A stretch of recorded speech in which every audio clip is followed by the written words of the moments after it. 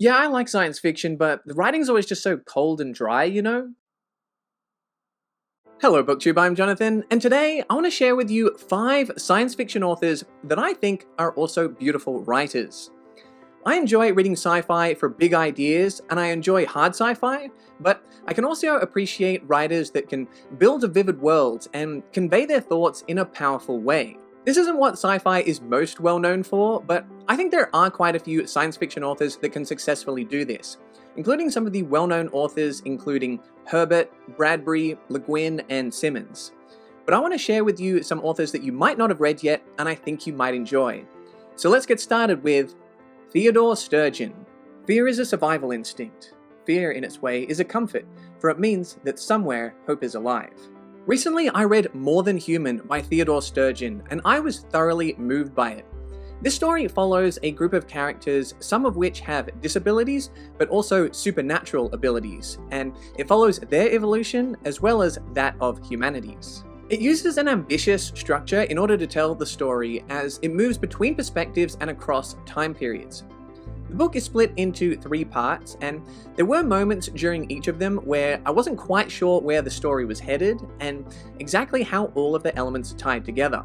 But somehow, by the end of each of these parts, Sturgeon was able to end each of them with a lightning bolt. And what hooked me in while Sturgeon was lining up all of these different puzzle pieces was the writing.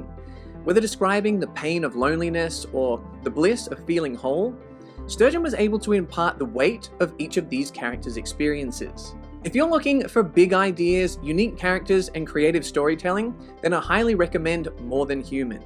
He slept like an animal, well and lightly, faced in the opposite direction from that of a man, for a man going to sleep is about to escape into it, while animals are prepared to escape out of it. Moving on to our second author, we have P.D. James. I am 50 years old, and I have never known what it is to love. I can write those words, know them to be true, but feel only the regret that a tone-deaf man must feel because he can't appreciate music. A regret less keen because it is for something never known, not for something lost. Another recent read of mine is The Children of Men, which is quite different from the film, one that I would like to rewatch after having read the book. I've heard a range of reactions to this one, perhaps because the book is slower and more character-focused than the film, but I very much enjoyed both. I found the book to be extremely impactful. In The Children of Men, humanity has become infertile, so as time passes and people pass away, there are no babies being born to replace them. So how does this affect us emotionally, spiritually, and how does society function when it has no future? P.D. James, short for Phyllis Dorothy James, does an excellent job of building this bleak dystopian future and exploring the characters that inhabit it. Even though the pacing plods along, each step landed with a thud that I just felt right in my soul. James consistently finds a turn of phrase to twist the knife in the bleak existence that is this future. There's a saying that a joke should always be funnier than it is mean, and in this book there is a line, it's not so much a joke as it is a put down or a comeback in a debate, that when I read it I was just absolutely stunned, because it was a 10 out of 10 for cleverness, but also a 10 out of 10 for meanness. When I read it I thought, that is a brilliant line, and I'm very upset.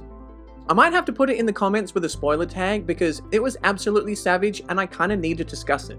Overall, I found this book to be powerful thematically, and James used her pen in order to shine a light on humanity at both its best and its worst.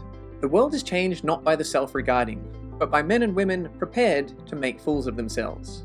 And for my third author we have Clifford D. Simak. Here lies one from a distant star, but the soil is not alien to him, for in death, he belongs to the universe. I've read 2 books now by Simak, including Waystation and City. In Waystation, we follow the seemingly ageless Enoch Wallace, as he lives as a recluse on a farm that is secretly an intergalactic waystation. Simak does a fantastic job of depicting a particular time and place with a well-defined tone. This isn't a fast-paced adventure or a story packed full of hard sci-fi concepts. It takes universal themes and makes them feel personal. Despite tackling some heavy ideas, I always felt comfortable in the capable hands of Simak as a writer. In the book City, we get a series of connected legends, myths, and campfire stories, as told by dogs, about humans, robots, and the end of civilization. It tackles similar themes to do with war, technology, and rural and urban living. Each of the stories has a clear philosophical question that it poses, but the reading experience is more emotional than it is just intellectual because of Simak's ability to connect the reader to those ideas through the characters. Jenkins tried to say goodbye, but he could not say goodbye. If he could only weep, he thought. But robots could not weep. Up next we have Robert Silverberg. It was like that all the time in those years. An endless trip, a gaudy voyage. But powers decay. Time leaches the colours from the best of visions. The world becomes greyer, entropy beats us down. Everything fades, everything goes, everything dies. From Robert Silverberg, I have read Dying Inside, and I also recently purchased a copy of Night Wings. In Dying Inside, we follow a character, David Selig, that has telepathic powers that have begun to fade. David has squandered his talents and wasted his life, letting his fears and lack of ambition diminish his powers to little more than a means with which to pursue women. The writing in this book is both confronting and beautiful. You will find some dated language, which I interpreted to be an intentionally flawed and unlikable character. I didn't relate to the characters, but the experience of aging, the loss of time, and the loss of self are all universal. Silverberg masterfully expands on the smallest of observations and distills the largest of life's experiences. Living we fret, dying we live.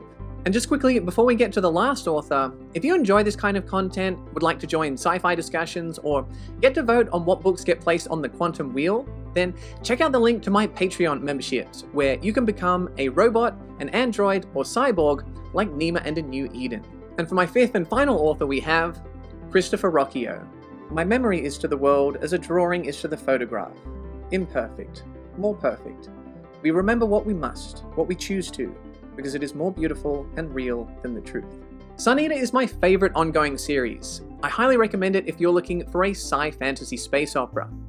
In Empire of Silence, we learn that Hadrian Marlowe destroys a sun, killing billions and wiping out an entire alien race. Some view him as a hero, others a monster.